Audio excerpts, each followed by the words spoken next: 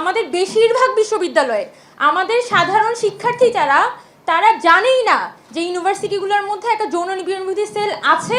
Sexual harassment, তারপর হচ্ছে ধর্ষণ, তারপর বিবাহের প্রতিশ্রুতি দিয়ে ধর্ষণ, এরপর ছেলে শিশুদেরকে ধর্ষণ এবং আমাদের বিশেষ করে সাইবার হ্যারাসমেন্ট, যেটা প্রত্যেকটা টার্মকে যাতে সরকারের পক্ষ থেকে একটি আইনের মধ্য দিয়ে একদম পরিষ্কার করে উল্লেখ করা হয়। যদিও সেটা পরবর্তীতে আমি যতটুকু জানি অন্তর্বর্তীকালীন সরকারের একটা অধ্যাদেশ তারা জারি করে এবং বর্তমানে সেটার আপডেট কি সেটা আমি বলতে পারবো না, বাট আমি লাস্ট যতদিন পর্যন্ত আমার খোঁজ ছিল অন্তর্বর্তীকালীন সরকার এই প্রত্যেকটা বিষয়কে রিভিশন করে তারা একটা অধ্যাদেশ জারি করেছিল। সেটা বলতে পারি যে একটা আসিয়া বাচ্চাটার হয়তো মৃত্যুর মধ্য দিয়ে আমাদের সমাজের যে পরিস্থিতি, আসলে সমাজে তো দেখা যায় যে কোনো কিছু আলোড়ন সৃষ্টি না হলে এখান থেকে কোনো দেখা যায় আন্দোলন তৈরি করা আসলে কোনোভাবে সম্ভব হয় না। তো হয়তো আসিয়ার উসিলাই বলতে পারি যে আমরা কিছুটা সফল হয়েছিলাম তৎকালীন সময়ে যে বিগত আইনটি ছিল সেটা সংশোধন করার জন্য। কিন্তু বাংলাদেশের যেটা প্রধান সমস্যা আমি মনে করি সেটা শুধুমাত্র এগুলো আইনের টার্মিনোলজিগুলোতে আছে। এখানে কিছুর আগে মঞ্জুরুল ভাই উনি কিন্তু উল্লেখ করছিলেন বাংলাদেশে এখানে ধর্ষণ নিয়ে যে সামাজিক পরিসরে ধর্ষণ নিয়ে আসলে যথেষ্ট পরিমাণে সচেতনতার কথা থেকে বেশি এই বিষয়টা আলোচনাই হয় না। যখন আপনি দেখবেন যে আমাদের পারিবারিক পরিসরে বলি বা আমাদের স্কুল বলি বা আমাদের বিশ্ববিদ্যালয়ে বলি, এখানে একজন স্টুডেন্ট যদি কোনোভাবে তার শিক্ষকের দ্বারা বা তার কোনো ফেলো স্টুডেন্ট দ্বারা, মানে তার কোনো সহপাঠী দ্বারা তিনি যদি সেক্সুয়াল হ্যারাসমেন্টের শিকার হন, তাহলে সেক্ষেত্রে তার কী কী ধরনের উদ্যোগ গ্রহণ করতে হবে সেই বিষয়ে যথেষ্ট পরিমাণে সচেতনতা আসলে আমাদের শিক্ষা প্রতিষ্ঠানগুলো থেকেই তৈরি করা হয় না। এবং লাস্ট যখন আওয়ামী লীগ সরকার ছিল তখন তারা আবার 2022 সালে যে কারিকুলামটা নিয়ে আসে সেই কারিকুলামের মধ্যে দেখা যাচ্ছে তারা সেক্স এডুকেশন টার্মটা এনেছিল, কিন্তু এই সেক্স এডুকেশনটা তার ছোটোবেলা থেকে শেখানোর জন্য তো এখানে একটা সামাজিক গ্রহণযোগ্যতাও দরকার।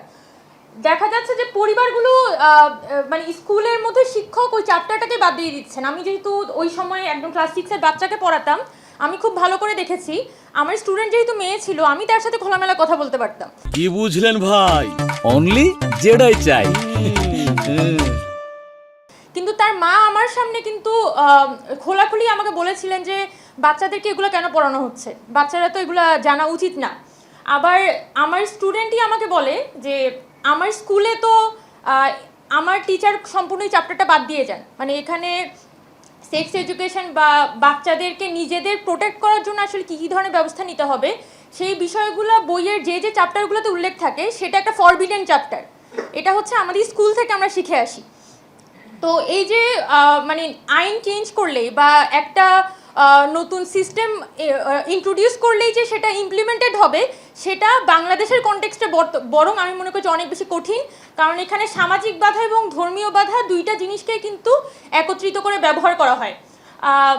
সেক্ষেত্রে অবশ্য আমি বলবো যে বাংলাদেশে 2015-তে আমি যতটুকু জানি আমাদের বিশ্ববিদ্যালয়গুলোতে 2015 থেকে সম্ভবত যৌন নিপীড়ন বিরোধী সেল তৈরি করার একটা আইন জারি করা হয়েছিল, কিন্তু সম্ভবত আইন ছিল না বা এটা কোনো অধ্যাদেশ ছিল যতটুকু আমার মনে আছে।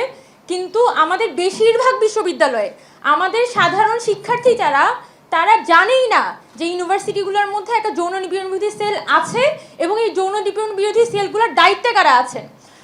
আমি ব্যক্তিগতভাবে একটা উদাহরণ আপনাদেরকে দিতে পারি। গত বছর বৈষম্যবিরোধী ছাত্র আন্দোলনে থাকাকালীন আমার কাছে ঢাকা বিশ্ববিদ্যালয়ের দুইটা মেয়ের খবর আমার কাছে আসে যারা তাদের ডিপার্টমেন্টের শিক্ষকের দ্বারা রিপিটেডলি সেক্সুয়াল হ্যারাসমেন্টের শিকার হচ্ছিলেন, এবং তারা যখন বিশ্ববিদ্যালয়ের যে সেক্সুয়াল হ্যারাসমেন্টের যে বডিটা আছে সেখানে যখন কমপ্লেন জানাতে যান তখন তারা যেটা বুঝতে পারেন যে সেক্সুয়াল হ্যারাসমেন্টের যে বডিটা আছে, এই প্রিভেনশন যে বডিটা আছে সেই বডির শিক্ষকরাই আবার নানানভাবে অমুক শিক্ষককে প্রোটেক্ট করার চেষ্টা করছেন।